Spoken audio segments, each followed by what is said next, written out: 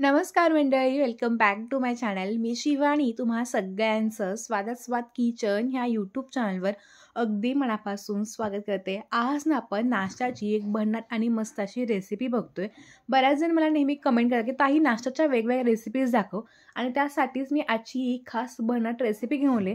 Recipe अगदी घरातल्या साहित्यामध्ये आणि अगदी झटकीपट बनते आणि ते सगळ्यांना नक्कीच आवडेल याची मला 100% खात्री आहे.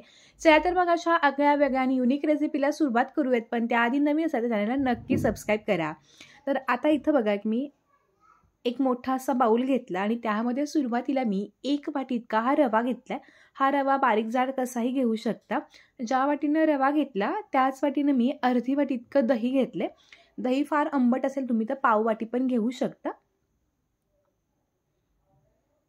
त्यामध्ये आपण अर्धी वाटी इतकं पाणी घालतोय. आता हे तिन्ही जिन्नस आपण चांगलेसे मिक्स करून घेणार आहोत.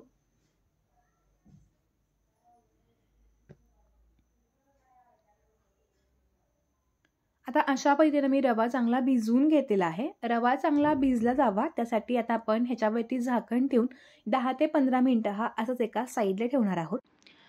आता मुलांना सुट्ट्या सुरू झाल्यात आणि सुट्ट्यामध्ये मुलांना काहीतरी रोज वेगळं हवं असतं.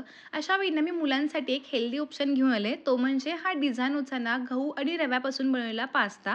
बऱ्याच वेळा आपण मैद्यापासून बनवलेले पदार्थ मुलांना देत नाही. अशा वेळेला नक्की असे हे हेल्दी प्रोडक्ट्स देऊ शकतो. हा जो पास्ता ना हा 100% गहू आणि रव्यापासून बनला आहे. ह्यामध्ये कोणत्याही प्रकारचे प्रिझर्वेटिव्ह किंवा कोणत्याही प्रकारचे फ्लेवर्स घातले नाही आहेत. त्यामुळे आपण मुलांना बिनधास्त हे प्रोडक्ट देऊ शकतो. ह्यांचे पास्ता किंवा अजून भरपूर प्रोडक्ट्स आहेत. जर तुम्हाला हे ऑर्डर करायचे असतील तर ह्याची लिंक पण मी तुम्हाला खाली दिली आहे. त्याच्यावरती क्लिक करून तुम्ही हा पास्ता जो आहे तो ऑर्डर करू शकता. आणि तुम्ही जर ऑर्डर केला तर तुम्हाला हा पास्ता कसा वाटला हे पण मला कमेंटद्वारे कळवायला विसरू नका. मी माझा पास्ता हा घरी ऑर्डर केला होता आणि माझ्या घरी मी सगळ्यांसाठी ट्राय केला. तर सगळ्यांना तो खूप आवडला. सगळ्यांनी तो खूप एन्जॉय केला आणि अजिबात ओळखू आला नाही की हा आपण गहू आणि रव्यापासून बनवलेला पास्ता खातोय. त्यामुळे तुम्ही देखील तुमच्या मुलांना ह्या सुट्टीमध्ये हा डिझाईनचा पास्ता नक्की ऑर्डर करू शकता. 10 ते 15 मिनिटानंतर आता आपण चेक करून बघूयात. तुम्ही बघू शकता आपला जो रवा आहे तो चांगलासा फुलले गेलेला आहे. आता ह्यामध्ये आपण काही भाज्या घालतोय. त्यामध्ये सर्वात प्रथम आपण बारीक चिरून घेतलेला कोबी, बारीक चिरून घेतलेला कांदा, बारीक चिरून घेतली सिमला मिरची, बारीक चिरून घेतली हिरवी मिरची आणि भरपूर सारी बारीक चिरून घेतली मी कोथिंबीर घालते. तुमच्याकडे ह्या व्यतिरिक्त खिसून घेतलेलं गाजर वगैरे असेल तर ते तुम्ही पण ॲड करू शकता. ज्या भाज्या आपल्याला नुसत्या खायला आवडत नाही त्या भाज्या देखील तुम्ही यामध्ये घालू शकता, जेणेकरून ती हेल्दी अशी रेसिपी बनेल. आता ह्या भाज्या आणि रव्याचं जे काही मिश्रण आपण घेतलंय ते सगळं चांगलं असं एकजीव करून घेणार आहोत. आता बघा मस्तपैकी असं हे आपलं छानपैकी तयार झालंय. थोडंसं आता मला हे बॅटर जे आहे ते घट्टसर वाटतंय, त्यामुळे पुन्हा ह्याच्यामध्ये मी अर्धी वाटी इतकं पाणी घालते. आता टोटल आपण 1 वाटी इतकं पाणी वापरलंय, पण प्रत्येकाच्या रव्याप्रमाणे हे पाणी थोडं कमी किंवा जास्त देखील होऊ शकतं. आता हे सगळं बघा चांगलं असं मिक्स करून घ्यायचं. मी तुम्हाला ह्याची कन्सिस्टन्सी देखील दाखवते, जेणेकरून तुमच्या लक्षात येईल की आपण हे जे बॅटर आहे ते कशा पद्धतीने बनवलंय. जास्त घट्टही नाही आहे आणि जास्त पातळही नाही आहे, तर अशा मध्यम कन्सिस्टन्सीमध्ये मी हे बनवून घेतलं. यामध्ये आता आपण चवीनुसार मीठ घालूयात आणि त्यानंतर पाव चमचा इतका आपण खायचा सोडा म्हणजेच बेकिंग सोडा वापरतोय. ह्यामुळं आपली रेसिपी अगदी छान हलकी फुलकी आणि जाळीदार बनते आणि रेसिपी झटपट असल्यामुळे ती पटकन बनवता देखील येते. छानपैकी असं मिक्स करून घेतलं. बेकिंग सोड्यामुळं आपली जी रेसिपी ती हलकी बनते आणि तुम्ही बघू शकता बॅटर पण बघा मगाचपेक्षा थोडंसं हलकं फुलकं तयार झालं आहे. तर अशा पद्धतीनं आपण बॅटर तयार करून घेतलेलं आहे. असं बॅटर तयार झालं की आपण लगेचच ही जी रेसिपी बनवणार आहे ती लगेचच सुरू करणार आहोत. त्यासाठी गॅसवरती बघा मी अशा पद्धतीचा एक पॅन किंवा तवा ठेवलेला आहे. तुमच्याकडे छोटा पॅन असेल किंवा छोटी कढई असेल तरी देखील चालेल. ह्यामध्ये आता आपण 1 चमचा इतकं तेल घातलं. तेल चांगलं गरम झाल्यानंतर ह्यामध्ये अर्धा चमचा मोहरी, अर्धा चमचा जिरे आणि अर्धा चमचा पांढरे तीळ घातलेत. ह्यामुळे खमंगपणा आपल्या रेसिपीला वाढतो. थोडीशी कढीपत्त्याची पानं घातली. गॅस अगदी बारीक केला आणि 1 ते 1.5 पळी आता आपण बॅटर ह्या अशा पद्धतीनं पॅनमध्ये घातलं. थोडंसं हे पसरवून घेतलं.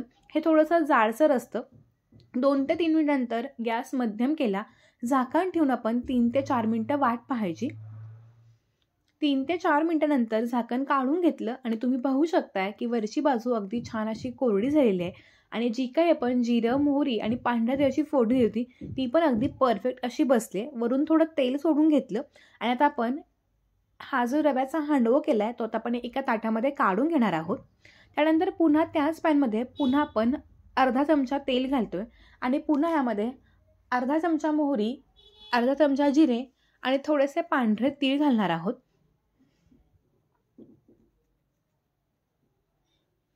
आणि त्यानंतर एका बाजूनं जो काही हांडवं आपण भाजून घेत होता तो दुसऱ्या बाजूनं म्हणजे खालच्या बाजूने देखील अशाच पद्धतीने आपण त्याला फोडणीमध्ये छानपैकी घालतोय.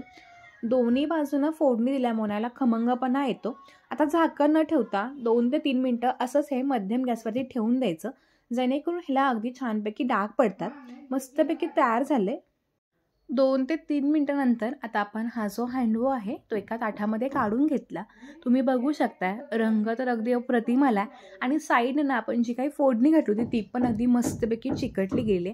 आता ना ही आपण अशा पद्धतीनं कट करून घेणार आहोत.